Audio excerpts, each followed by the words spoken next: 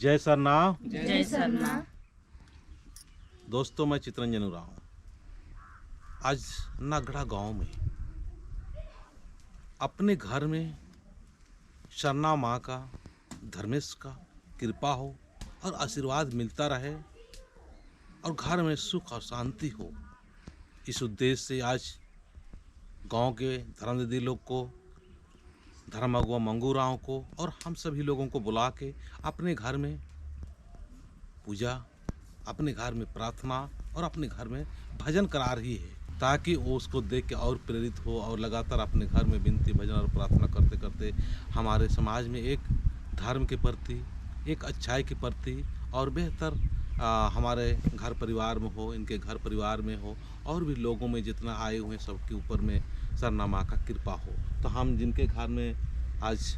विनती भजन और प्रार्थना अच्छाई के लिए करा रही है, हम उनसे हम बात करना चाहेंगे। तो आप बताइए आपका नाम और आप किस उद्देश्य से आज प्रार्थना विनती करा रही है। इनका नाम है मतलब पार्वती टोप्पो और इन मतलब एड़पा पल्ली के मतलब सुख शांति हर 10 की लिखाई पढ़ाई मतलब आगे बढ़ना चाहिए और इन्हें लिखा मतलब सरना पूजा मतलब नन्नुम रहना रही। तो